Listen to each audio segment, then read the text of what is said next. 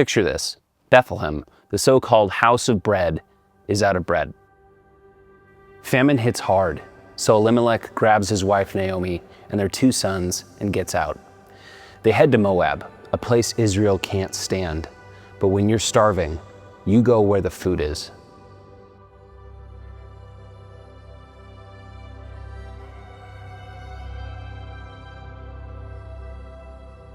It goes south fast. Elimelech dies, the sons marry Moabite women, Orpah and Ruth, and they die too. Just like that, Naomi's alone in a foreign land, with no husband, no kids, no future. She hears food's back in Bethlehem. She tells her daughters-in-law to stay behind and find new husbands. Orpah says goodbye and leaves. Ruth stays. Ruth tells Naomi, "Where you go, I'll go. Your people are my people. Your God is my God."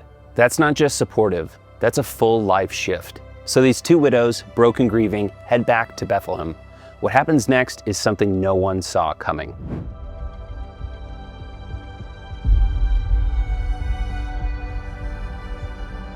Bethlehem doesn't exactly roll out the welcome mat. The locals are shocked. Is that Naomi? She's aged, she's angry. "Don't call me Naomi," she snaps. "Call me Mara. God's been against me." She's got no money, no husband, no sons, just Ruth, a Moabite foreigner nobody expected to see. 2 widows in ancient Israel? That's not exactly a success plan. Ruth decides to go glean. That's picking up whatever scraps the harvesters drop. A legal allowance for the poor. It's manual, dirty work, and Ruth's an outsider, which makes her an easy target. She ends up in the field of Boaz, some wealthy landowner related to Naomi's dead husband. She doesn't know that. She's just trying to feed them. Boaz hears about her. That's the Moabite who left everything for Naomi. He's impressed, not because she's charming, but because she's got grit. He tells his men, leave her alone, let her drink from the water jars, and drop some extra grain on purpose. Ruth comes home carrying a ridiculous amount of barley. Naomi's stunned. "Where'd you get this?" Ruth says, "The guy's name is Boaz." Naomi's whole mood changes. Boaz is family. He could be our kinsman's redeemer. Translation: there's a law that lets a male relative marry the widow, buy back the land, and restore the family line. It's rare, but if Boaz steps up, everything changes. Naomi has a plan. Get cleaned up, put on perfume, and go to Boaz on the threshing floor tonight. This isn't a seduction, it's symbolic. The threshing floor is where grain's processed. Boaz is there, working late, guarding his harvest. He eats, drinks, and falls asleep by the grain pile. Ruth creeps in, uncovers his feet, and lies down. Weird? Yes, but this is how you ask someone to take responsibility. It's basically, I know the law, you're a redeemer, will you do it? Boaz wakes up startled. Who's there? It's Ruth. I'm asking you to redeem us. He's caught off guard, but he respects her. You didn't chase younger guys. You stayed loyal. That matters. But there's a snag. Legally, there's another relative who's first in line. Boaz sends her home with more barley. This guy really loves giving out grain and promises to handle it. The next day, Boaz hits the town square, grabs the other relative and 10 elders. This is how you do legal work back then. Naomi's land's for sale. You want it? Sure. Cool, but you'll have to marry Ruth. This guy backs out. No thanks, that complicates things. He removes his sandals, a legal symbol for backing off. Deal's done. Boaz redeems Ruth and the land. Their family's back on track, and now there's one more twist. Ruth and Boaz get married. They have a baby, Obed. But there's a surprise. The town says, Naomi has a son. Not Ruth, Naomi.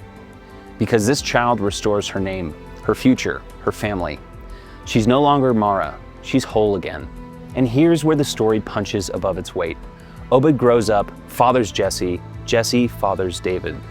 Yes, that David, giant slayer, king of Israel, ancestor of the Messiah.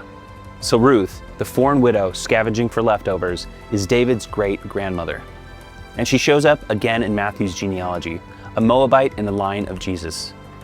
Not because she's planned it, not because she had strategy, but because she stayed loyal, acted boldly, and stepped into the unknown. The famine's over, the fields are full again. Ruth and Boaz are together, Naomi's holding a baby, and the family line that looked dead is not just alive, it's thriving. Boaz didn't slay a giant, Ruth didn't part his sea, Naomi didn't get a miracle. They just did the right thing. That's the book of Ruth. No dramatic signs from heaven, just decisions made in grief, courage shown in small acts, and lives restored because someone chose loyalty over escape. Ruth didn't know she'd end up in the story of Israel. She didn't aim for royalty, she just stayed. The book of Ruth is short, 4 chapters. No angels, no miracles, just a family collapse, a foreign widow, a man doing the right thing, and some barley. But out of that mess comes legacy. You don't need to be famous. You don't need to have a title. You don't need a plan. Sometimes the thing that shifts history the most is showing up, staying loyal, and surviving long enough to see the tide turn. Pray for me, and I for you. Keep looking up. If this hit you deeper than expected, there's more. Check the full playlist to follow the story, from Genesis to Revelation, book by book, breath by breath. Subscribe if you haven't, and share it with someone who needs to hear this story.